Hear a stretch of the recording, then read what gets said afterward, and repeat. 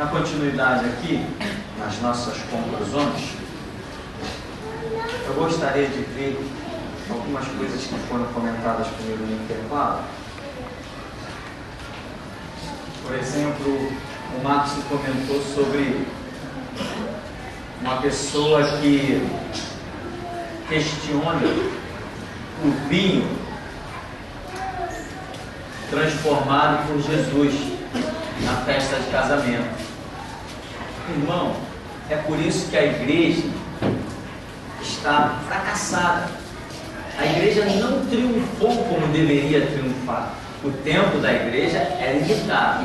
Jesus Cristo fundou a sua igreja e deu a essa igreja um tempo limitado para existir. A era da igreja já estava prevista e predita, e para mim é neste século que nós estamos, 21, em que a igreja deixa de existir, ou seja, ela cumpre o seu papel.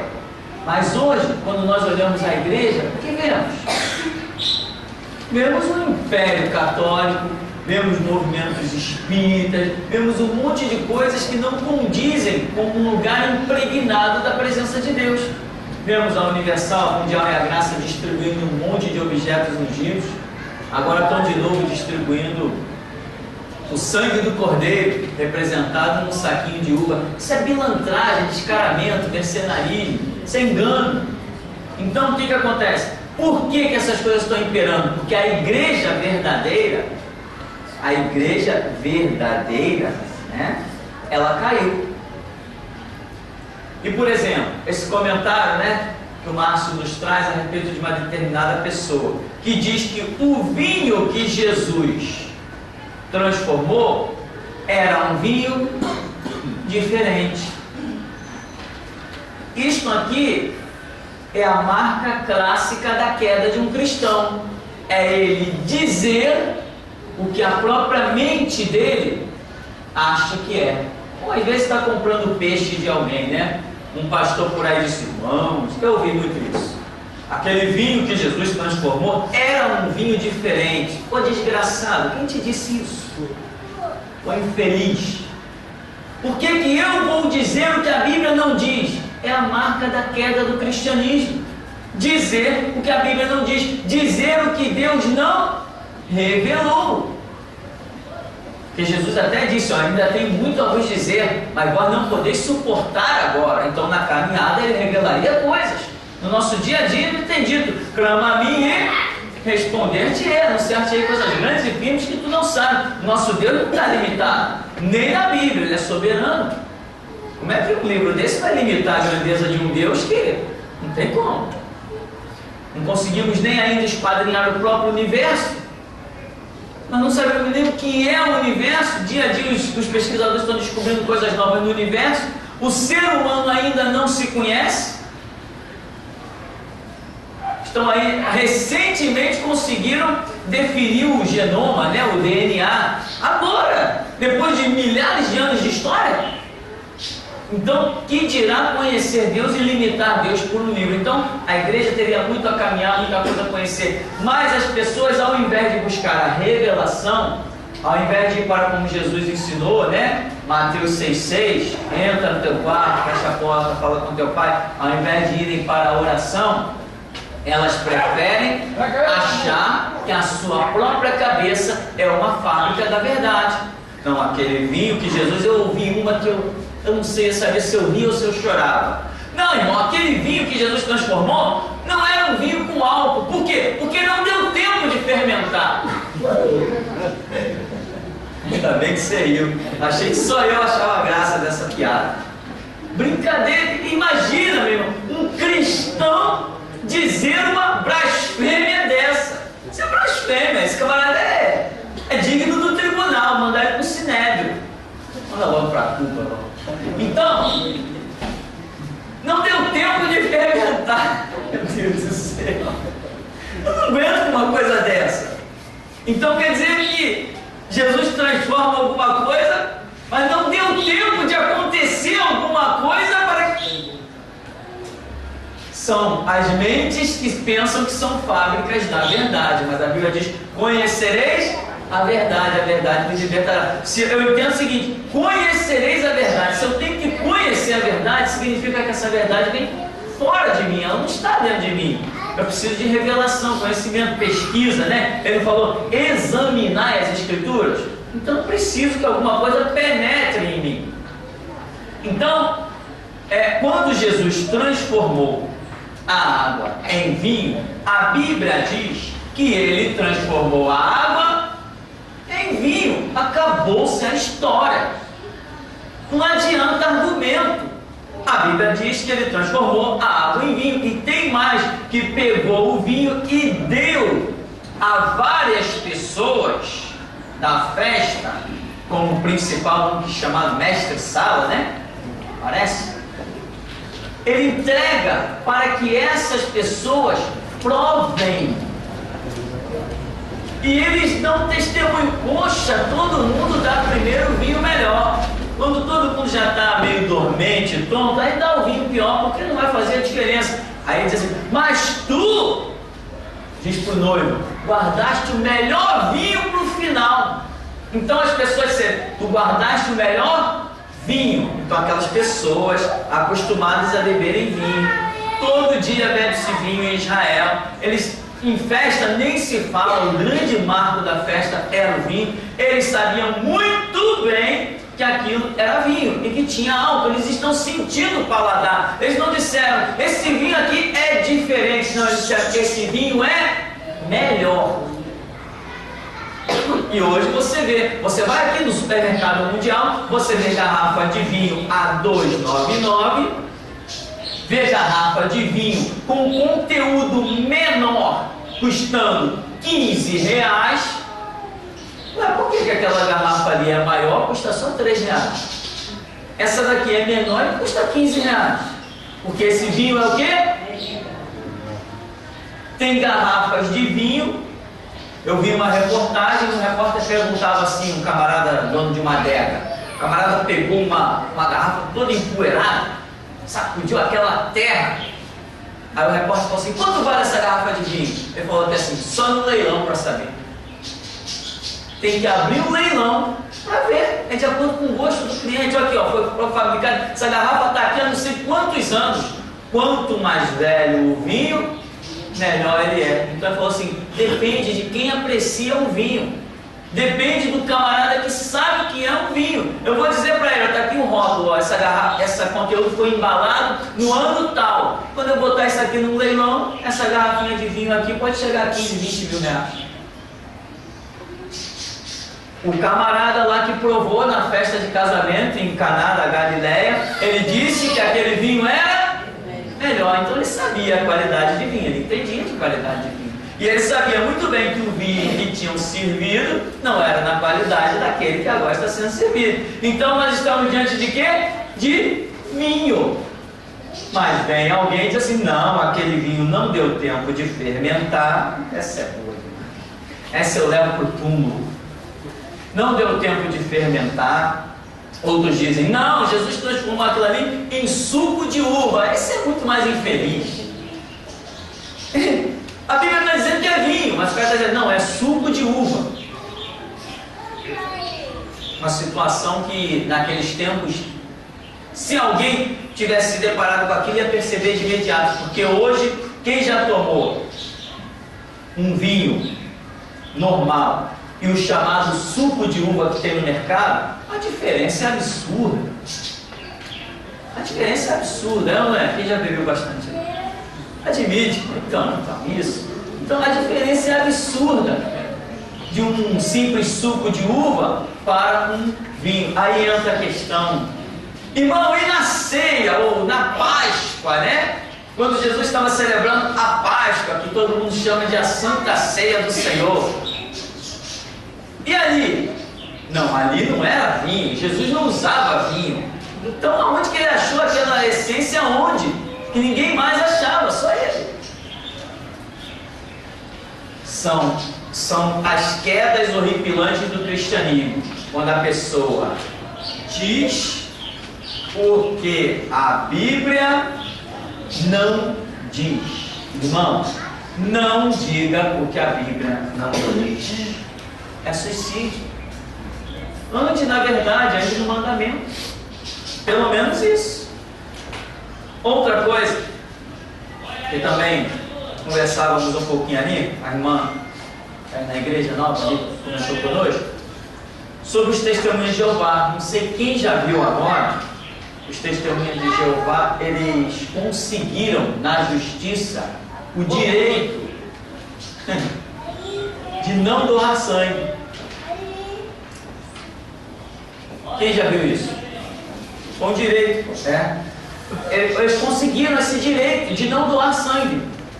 Um absurdo.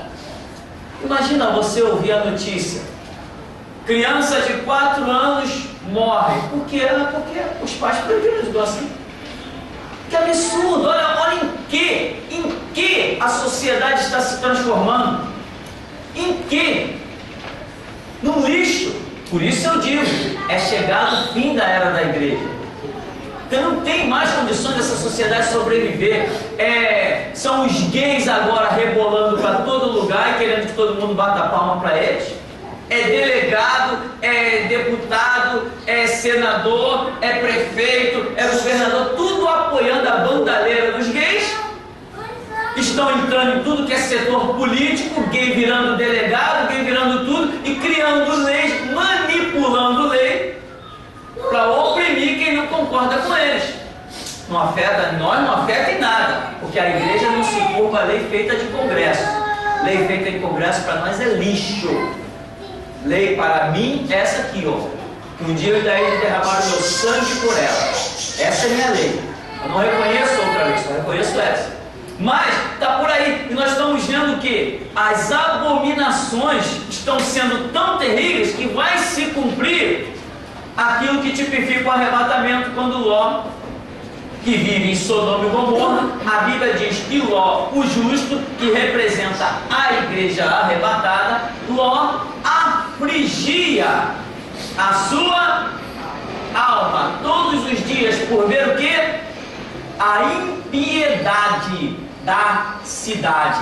Nós chegaremos a este ponto. Os justos, lembra que Apocalipse diz que é com dores de parto querendo dar à luz? Aquilo simboliza o arrebatamento da igreja. A Bíblia nos adverte pela simbologia de Ló, que representa o arrebatamento da igreja, que a igreja do final dos tempos vai estar afligindo a sua alma pela impiedade da cidade. É assim que nós estaremos vivendo. Então agora nós já temos os gays aí querendo adotar os seus filhos. Eu vi a entrevista no Jô Soares de um pornográfico, um gay vagabundo, um velho sem vergonha na cara, que dizia assim: não, nós amamos os heterossexuais, amamos vocês, para que vocês tenham filhos e os filhos de vocês se tornem homossexuais, senão a gente não vai adiante. Bonita a declaração? Nós vamos ficar calados? Alguém por aí está se calando, não eu. Eu só espero a hora certa, mas calado eu não estou. Tem gente achando até que eu morri. Os cultos da igreja sumiu, a rádio sumiu, o site saiu do ar. Esse cara morreu. Espera. Depois de 18 dias eu volto. Então, Ló afligia a sua alma pela impiedade da cidade. É assim que nós viveremos nesses dias. Então, nós teremos notícia: morre criança de 4 anos. Por quê? Porque os pais não deram deixar doar sangue. E o Estado não fez nada. Nós teremos as mais horripilantes notícias: 2 sem vergonha homossexual adotam uma criança. Para fazer o que com ela? O que 2 sem vergonhas homossexuais vão fazer com uma criança adotada? O que eles vão fazer? É isso que nós vamos estar ouvindo daqui para frente. Tudo legalizado. Esse pederasta, pedófilo, incentivador da pedofilia, que eu acabei de falar na entrevista no Jô Soares, inclusive ele é líder de várias ONGs sustentadas pelo Estado. Sabe sustentadas por quem? Por mim e por você, pelo nosso imposto. O que nós deveríamos fazer é suspender os nossos impostos até que essa sem vergonhice fosse refreada. Essa era a atitude correta. Mas a igreja caiu, perdeu a sua força Imagina hoje se os sem vergonhas assembleianos não tivessem envolvido com a política e tivessem realmente seguindo Bíblia, em que eles dissessem assim: nós assembleianos suspenderemos nossos impostos. O que o Estado ia fazer? Sabe quantos assembleianos tem? Quantos são? 40 milhões de assembleianos. Imagina eles dizendo assim: vamos suspender nossos impostos, nós não vamos bancar sem vergonhice. O Estado teria que abrir mão da sem vergonhice. 40 milhões? Quem pode perder 40 milhões de impostos? Mas a igreja caiu, a igreja fracassou, a igreja abriu mão da Bíblia, a igreja se associou ao Estado. Hoje, os homossexuais e invocadores de Satanás estão pregando nos púlpitos das Assembleias de Deus.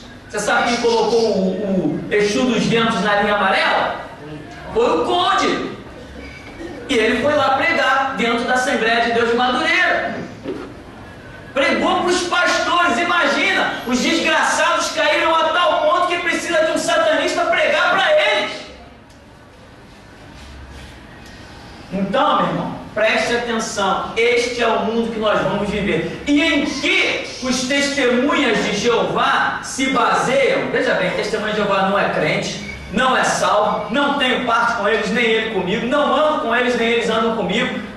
Amo os testemunhos de Jeová como pessoa e os respeito, mas a prática deles para mim é abominação. Eles vão para o inferno, esse é o caminho que eles estão trilhando.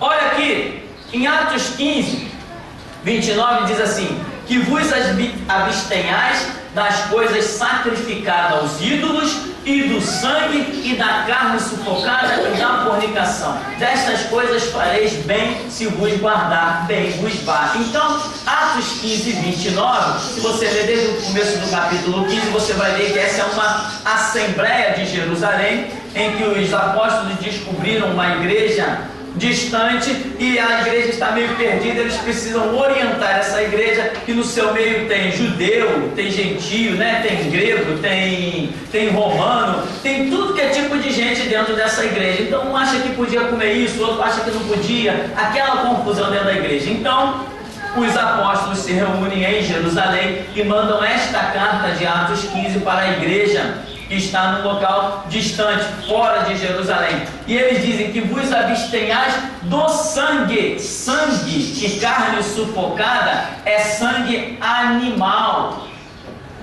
Este é o texto que inclusive estava na reportagem, estava na lei, dizendo que os testemunhos de Jeová estavam se apoiando nesse texto que diz para se abster das coisas sacrificadas aos ídolos, da fornicação, da carne sufocada e do sangue, sangue animal, não tem nada a ver com o ser humano. Lá no Antigo Testamento também tem um texto que diz que sangue é vida, também se referindo ao sacrifício de animais, não tem nada a ver com seres humanos. Então, os testemunhas de Jeová, que não tem parte com Jesus Cristo, não tem parte com a Bíblia que eu conheço, não tem parte com eles, nem eles comigo.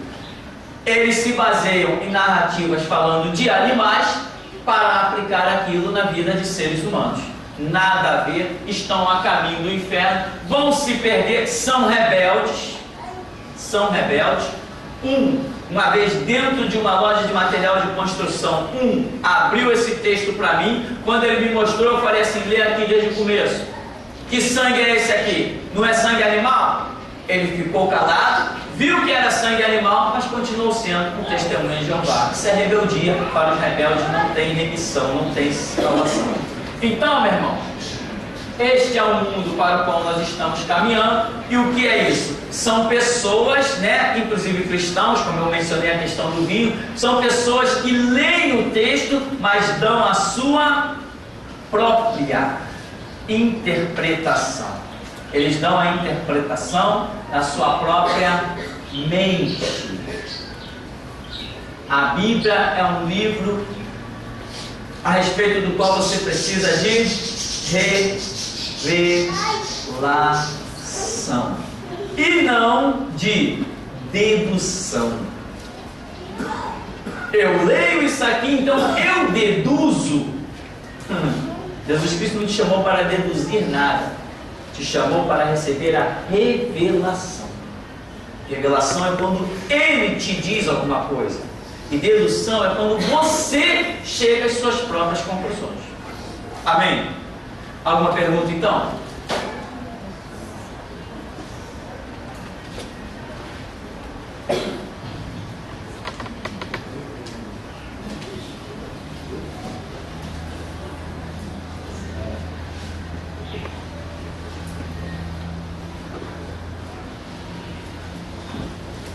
São duas perguntas. Primeiro, eu gostaria de saber se esse cálice de vinho da pessoa é sobre vinho, né, que a pessoa toma diariamente, se ela pode estar afetando assim, a longo prazo a mente da pessoa em uma coisa, e se esse cálice de vinho pode estar tirando assim, a sobriedade da pessoa, tirar, né, totalmente a pessoa assim, da razão assim. Pela receita médica, você fala? Cálice de vinho? A pessoa que toma diariamente? Atualmente, um copinho de vinho. Bom, eu não sei, eu não posso, né, decidir que quantidade vai afetar, ou se a pessoa hoje toma um cálice, amanhã ela já quer tomar 2 e depois tomar 3. Nós vamos ficar aqui no campo da advertência. O que cada um vai fazer, o resultado que vai ter na vida de cada um, nós não vamos concluir, né? Eu não vou, senão daqui a pouco eu vou estar aqui criando regra. Não, irmão, você pode tomar até 2 cálices. Quem sou eu para dizer isso, né? Então, não vamos nos será que eu não quero nem saber se será ou se não será. Amém? Nós estamos falando da grande advertência que a Bíblia está dando com relação a isso, de aqueles que neles errar nunca será sábio. Então, a Bíblia coloca essa separação cruel. Quantos cálices de vinho uma pessoa pode tomar? Não sei, nunca pesquisei, não sei quanto álcool é contido, se encontra dentro de um cálice de vinho. Quando você toma uma garrafa de vinho no mercado, eu andei lendo uns rótulos lá, parece que numa garrafa de vinho era 9,8. Alguém leu um rótulo desse por aí que tem a memória? 10%. 10%? Então, por exemplo, numa garrafinha de vinho, 10% daquilo ali é álcool. Que efeito esses 10% vai ter no organismo de cada um? Não sei, não sou médico, não sou cientista, eu sou pregador do Evangelho. Uma coisa eu sei, que a Bíblia manda eu tomar cuidado, muito cuidado. Amém, então, irmãos? Podemos ficar por aqui? Então vamos ficar por aqui, então, agradecer a Deus por esta manhã.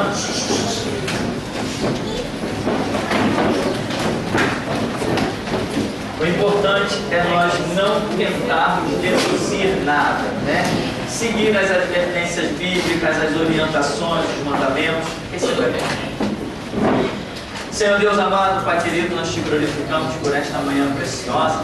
O que nós queremos, ó Deus, se o Senhor tem falado em nosso meio, tem estado conosco, o Senhor faça descer a Tua palavra, a Tua revelação, o Teu ensinamento, a Tua advertência ao profundo do nosso ser, para que não venhamos a errar, mas sermos obreiros aprovados, que não tem do que se envergonhar e maneja bem a palavra da verdade. Ó Deus, a advertência de Paulo diz: manejar bem a palavra da verdade, mas também diz não ter do que se envergonhar. Muitos, ó Deus, estão manejando bem a palavra da verdade, mas estão tendo muitas coisas do que se envergonhar. Portanto, a Tua palavra acaba ficando infrutífera, Senhor. Por isso nos dá graça, ó Deus, para escaparmos de todos os laços, os nossos laços físicos, psíquicos, espirituais, ó Deus, e alcançarmos a verdadeira libertação que há em Cristo Jesus. Agracia-nos, pois, nesta manhã com um profundo, ó Deus, da revelação, para que dia a dia demos passos que glorificam o Teu santo nome, em nome de Jesus. Amém. Amém, irmãos. Vamos em paz em nome de Jesus.